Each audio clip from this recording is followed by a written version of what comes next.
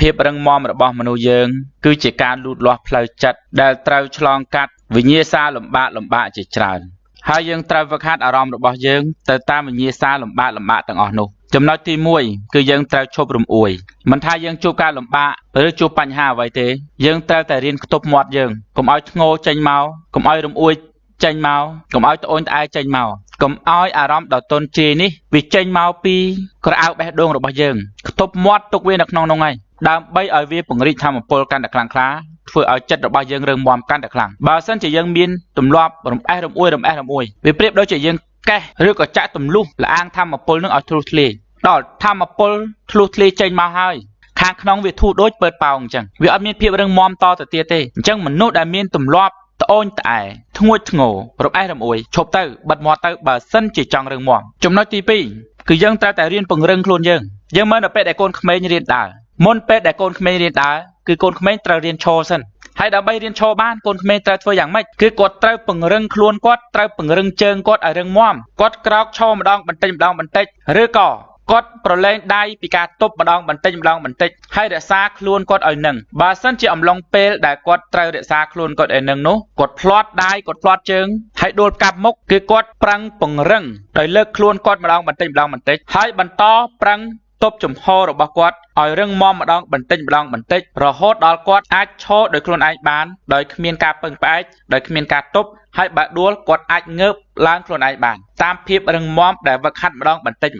នេះដូច្នេះនៅពេលដែលជួបការលំបាកនៅពេលដែលជួបបញ្ហាយើងកុំយំណាត្រូវរៀនពង្រឹងខ្លួនយើងចំពោះបញ្ហាទាំងអស់នោះកសិករគាត់ដាំស្វាយចន្ទីវិធីដែលគាត់ដាំគឺដំបូងឡើយគាត់បណ្ដោះកូនស្វាយចន្ទីនឹងនៅក្នុងម្លប់សិនមួយរយៈក្រោយមកគាត់ក៏យកកូនស្វាយចន្ទីរបស់គាត់នឹងចេញពីម្លប់ដើម្បីឲ្យត្រូវក្តៅម្ដងបន្តិចរហូតដល់កូនស្វាយចន្ទីនោះវាអាចត្រូវក្តៅខ្លាំងបានអញ្ចឹងរបៀបដែលគេធ្វើឲ្យកូនស្វាយចន្ទីនោះរឹងមាំបានគឺតាមរយៈយកចេញពីម្លប់ឲ្យត្រូវក្តៅម្ដងបន្តិចរហូតដល់វាមានការលូតលាស់រឹងមាំហើយត្រូវក្តៅខ្លាំងបានការដាំកូនឈើផ្សេងទៀតក៏មានលក្ខណៈស្រដៀងនឹងដែរកូនឈើខ្លះគេទុកឲ្យត្រូវម្លប់ឬក៏យកអីក្របសិនហើយគេបញ្ចេញឲ្យត្រូវក្តៅម្ដងបន្តិចរហូតដល់វារឹងមាំបើសិនជាកូនឈើទាំងនោះគេអត់ឲ្យត្រូវក្តៅសោះសួរថាតើវាលូតលាស់ទេវារឹងមាំទេវាចាក់ឬទេបើសិនជាវាមិនត្រូវក្តៅវាមិនរឹងមាំវាមិនប្រឹងលូតលាស់វាមិនប្រឹងចាក់ឬទេយ៉ាងណាមនុស្សយើងក៏ដូចគ្នាអញ្ចឹងដែរយើងត្រូវតែរៀនពង្រឹងខ្លួនយើងឲ្យជួបបញ្ហាម្ដងបន្តិចពីបញ្ហាតូចទៅបញ្ហាកាន់តែធំពីការលំបាកតិចទៅការលំបាកកាន់តែខ្លាំងពីបញ្ហាស្មុគស្មាញតិចតួចទៅស្មុគស្មាញកាន់តែខ្លាំងតើបអ្វីទាំងអស់មានការលូតលាស់ទាំងផ្លូវកាយទាំងផ្លូវចិត្តទាំងផ្លូវគំនិតរបស់យើងវានឹងលូតលាស់ទៅតាមបញ្ហាដែលយើងជួបប្រទះហើយយើងមិនរត់ចោលយើងមិនស្លាប់យើងមិនបោះបង់យើងពង្រឹងខ្លួនយើងបន្តិចម្ដងប្រកបដោយការយល់ដឹងចំណុចទី3ការតស៊ូព្យាយាមជាងមើលនៅពេលដែលយើងចេះឈរហើយយើងក៏ចាប់ដើមឈានដើរពេលដែលយើងចាប់ដើមឈានដើរយើងក៏ដួលពេលដែលយើងដួលហើយយើងក៏ប្រឹងក្រោកវិញហើយក៏ព្យាយាមដើរទៀតពេលដើរទៅក៏ដួលទៀតហើយក៏យើងព្យាយាមងើបឡើងដើរទៀតយើងអត់ព្រមឈប់សោះយើងតស៊ូយើងព្យាយាមរហូតដល់យើងចេះដើរយ៉ាងស្ទាត់ជំនាញរហូតដល់រត់បានរហូតដល់លោតបានទៀតពេលនោះបើសិនជាយើងបញ្ចប់ការតស៊ូព្យាយាមរបស់យើងពេលនេះប្រហែលជាយើងខ្វិនទាំងមានជើងបាត់ទៅហើយគឺយើងមិនអាចដើរបានមិនអាចរត់បានទេដូច្នេះហើយនៅពេលដែលយើងជួបបញ្ហាជួបការលំបាកធ្វើរឿងអ្វីមួយបរាជ័យព្យាយាមធ្វើតទៅទៀតព្យាយាម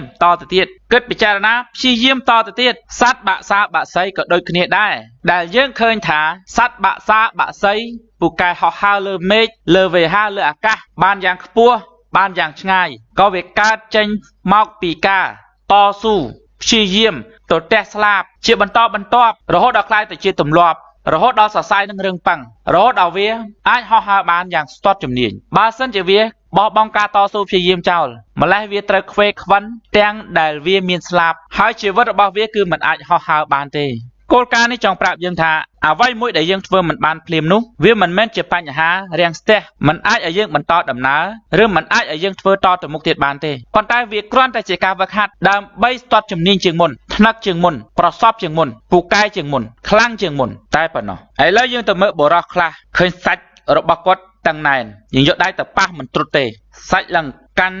កន់រឹងមាំសួរថាតើសាច់នឹងវាឡើងមកពីណាគឺវាឡើងមកពីការព្យាយាមលើកអាល់ទាជារឿយយ៉ាងទៀងទាត់របស់គាត់អញ្ចឹងការដែលយើងតស៊ូព្យាយាមវាដូចជាការសន្សំសាច់ឲ្យកើតឡើងអញ្ចឹងការតស៊ូព្យាយាម វាដូចជាការសន្សំភាពរឹងមាំឲ្យវាកើតឡើងក្នុងខ្លួនយើងអញ្ចឹងនៅក្នុងដំណើរជីវិតរបស់យើងនៅពេលដែលយើងជួបការលំបាកយើងក៏បីគិតថាអាហ្នឹងគឺជាថ្នាំប៉ូវមួយទៀតហើយវាចង់ឲ្យយើងរឹងប៉ឹងជាងនឹងថែមទៀតវាចង់ឲ្យយើងខ្លាំងជាងនឹងថែមទៀតដូច្នេះហើយព្យាយាមធ្វើវាហើយធ្វើទៀតធ្វើហើយធ្វើទៀតវិធីនេះធ្វើមិនបានប្រើវិធីមួយទៀតធ្វើមិនបានប្រើវិធីមួយទៀតប្រើវិធីមួយទៀតប្រើវិធីមួយទៀតជាបន្តបន្ទាប់ហើយនៅលើលោកនឹងអត់ចេះអស់វិធីទេវិធីចេះតែមានជាបន្តបន្ទាប់កុំឲ្យតែចិត្តយើងងាប់គំនិតយើងងាប់នោះវិធីបន្តវាគ្មានទេចំណុចទី4ប្រឹងប្រែងឲ្យខ្លាំងជាងមុនគោលការណ៍តស៊ូគឺនាំឲ្យយើងរឹងប៉ឹងហើយប៉ុន្តែយើងចង់រឹងប៉ឹងខ្លាំងជាងហ្នឹងគឺយើងត្រូវតែប្រឹងប្រែងការតទះស្លាបធ្វើឲ្យយើងចេះតទះស្លាបយ៉ាងជំនាញនឹងថ្នាក់ប៉ុន្តែយើងមិនត្រូវ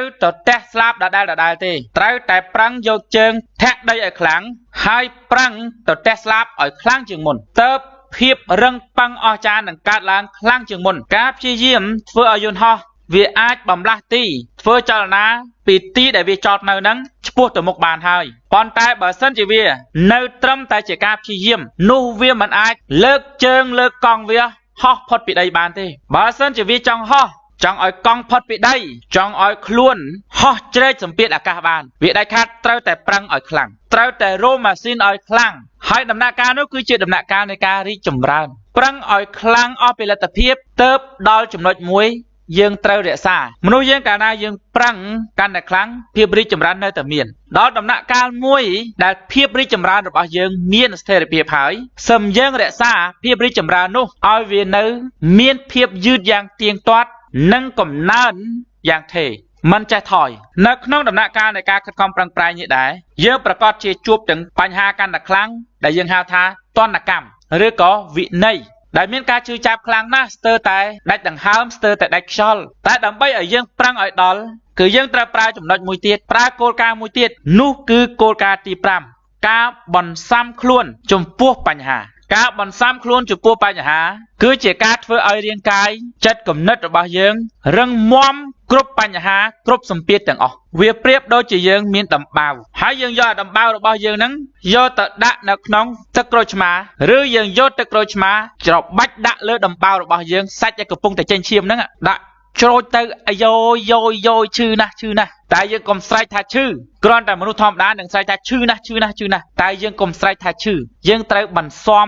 សាច់របស់យើងហ្នឹងឲ្យវាស៊ាំជាមួយក្រូចឆ្មាគឺយើងត្រូវបន្សាំជីវិតរបស់យើងជាមួយនឹងការឈឺចាប់ទាំងឡាយពីព្រោះអាយុយើងកាន់តែច្រើនទៅយើងជួបបញ្ហាកាន់តែយ៉ាប់ជាងមុនកាន់តែច្រើនជាងមុនកាលនៅក្មេងជួបបញ្ហារឿងម៉ែវាយអត់សម្អាតខ្លួនឬក៏អត់ចេះដាំស្លដល់ទៅពេលធំបន្តិចទៅមានបញ្ហារឿងការសិក្សាមានបញ្ហារឿងការងារមានបញ្ហារឿងស្នេហាដល់ចាស់បន្តិចទៀតទៅមានបញ្ហារឿងការធ្វើជំនួញមានបញ្ហារឿងឪពុកម្ដាយឈឺចាស់ឬក៏ឪពុកម្ដាយស្លាប់ឬក៏បញ្ហាដឹកនាំឬក៏បញ្ហាគ្រប់គ្រងឬក៏បញ្ហាទទួលខុសត្រូវជាច្រើនបើសិនជាយើងគ្រាន់តែជួបបញ្ហាមួយហើយយើងថាខ្លួនយើងខ្លាំងណាស់យើងអាចជំនះវាបានហើយមិនទាន់គ្រប់គ្រាន់ក្នុងជីវិតទេរសជាតិជីវិតមិនមែនត្រឹមតែផ្អែមត្រឹមតែជូរទេវានៅចត់វានៅប្រៃវានៅលវីងវានៅខាស់កវានៅមានបញ្ហាបន្តទៅទៀតជីវិតយើងមិនមែនត្រូវតែក្តៅទេមិនមែនត្រូវតែស្អុះទេ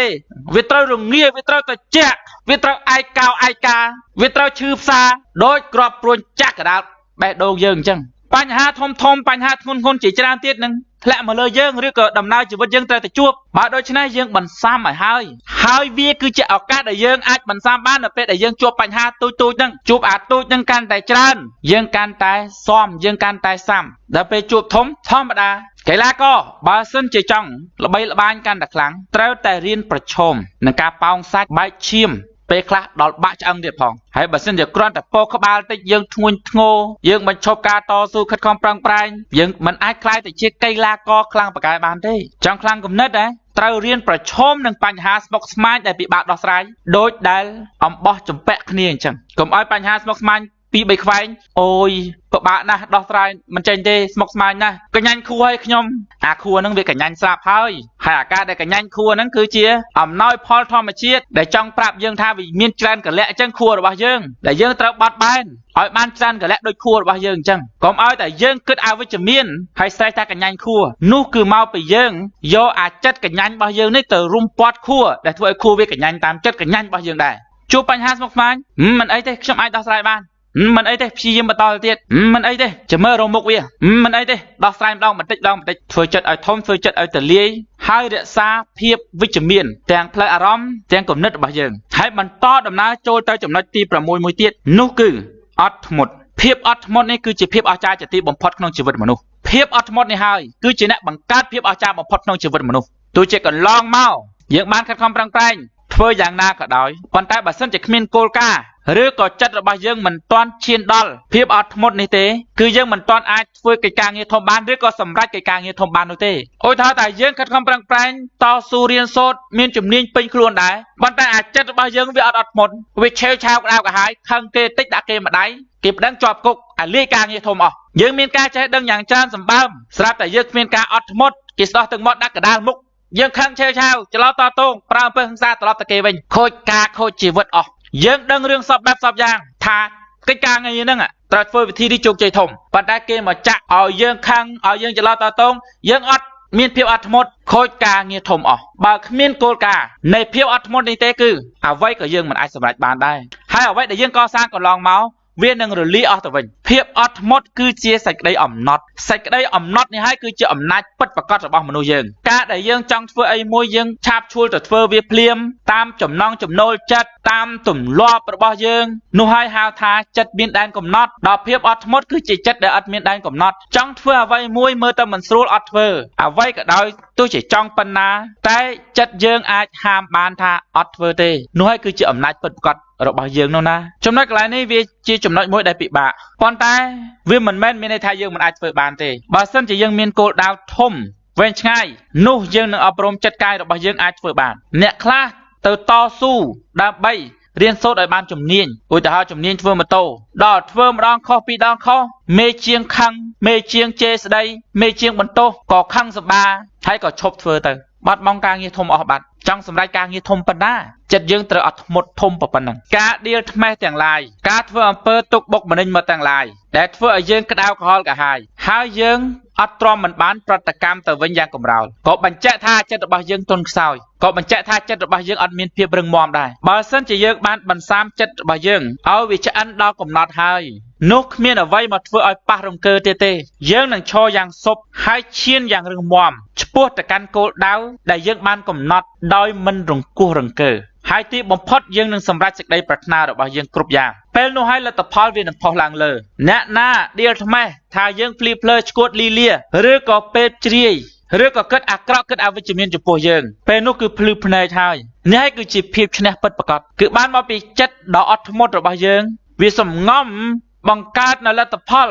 ឲ្យខុសពីការគិតរបស់គេឲ្យខុសពីការរិះគន់របស់គេឲ្យខុសពីការបដិសេធរបស់គេឲ្យខុសពីការដៀលថ្មេះរបស់គេឲ្យខុសពីបណ្ដាសារបស់គេនោះយើងនឹងឈ្នះគេហើយគេនឹងចាញ់យើងដោយកោតបំផុត